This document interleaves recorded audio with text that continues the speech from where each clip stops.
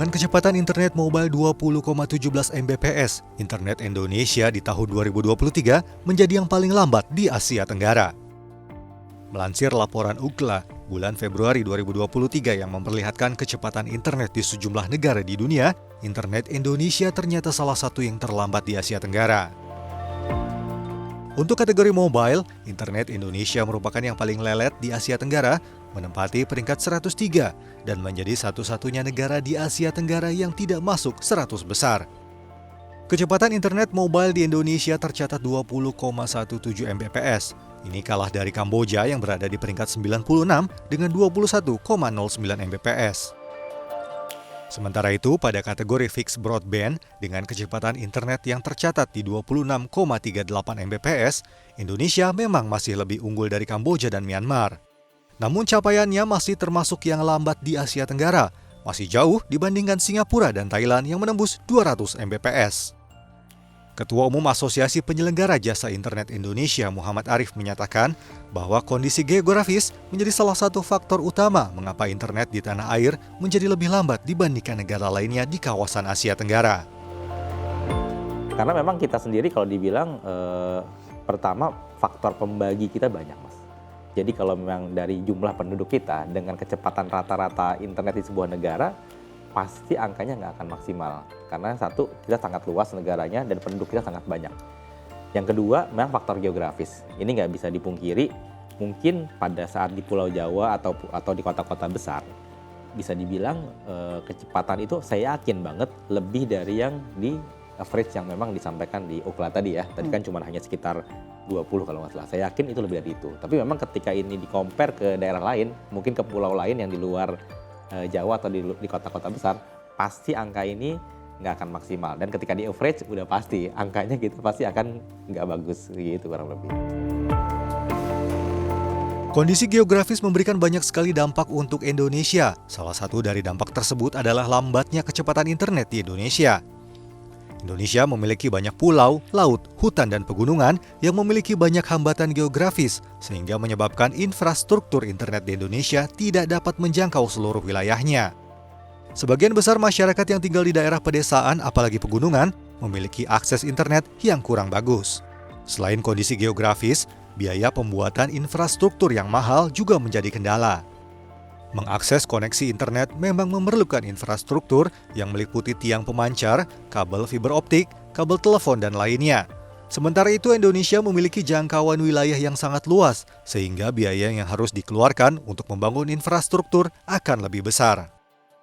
Tak hanya itu, tingkat persentase penggunaan internet di Indonesia yang mencapai 73,7% dari total penduduk Indonesia juga dapat menyebabkan internet menjadi lambat. Jika pengguna internet semakin banyak dalam suatu wilayah, maka kecepatan internetnya akan semakin rendah. Terlalu banyaknya perusahaan penyedia layanan internet ternyata juga memberikan dampak yang buruk terhadap kecepatan internet di Indonesia.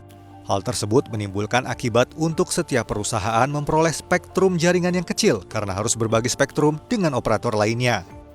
Jumlah operator penyedia layanan internet di suatu negara bagusnya memiliki 3-4 operator saja, tetapi di Indonesia memiliki lebih dari 5 operator penyedia internet.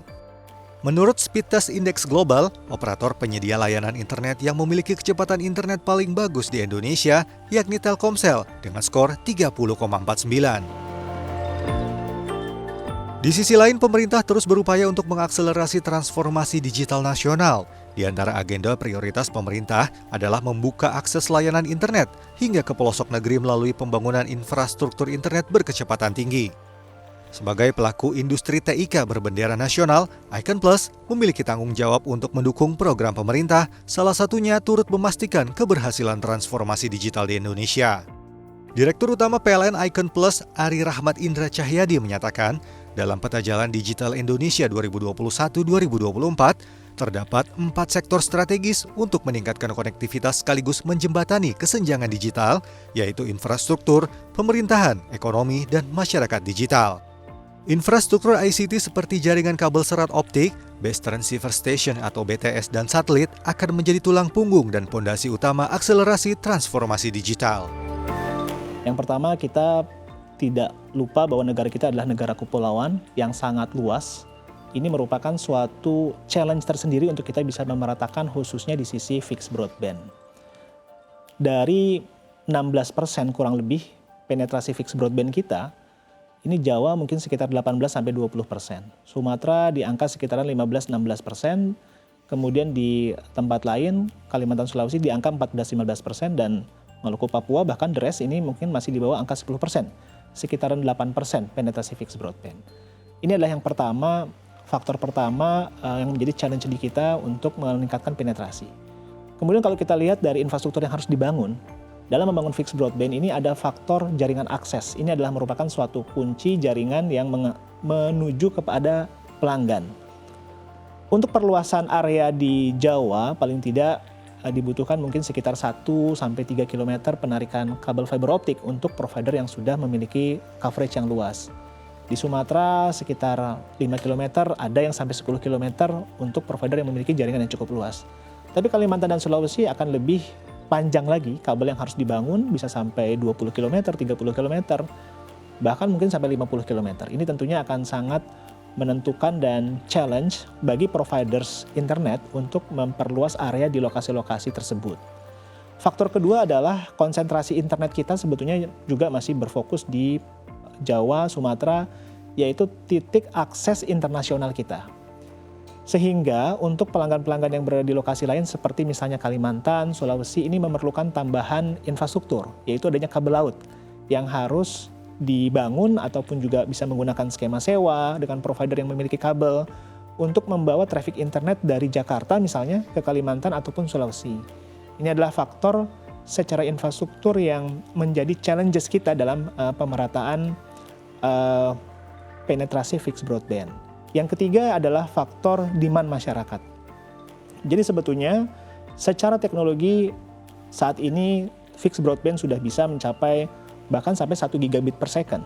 Kalau kita bicara teknologi yang terbangun. Saya pikir juga rata-rata provider sudah siap untuk rumah-rumah yang terpasang sampai 1 gigabit per second.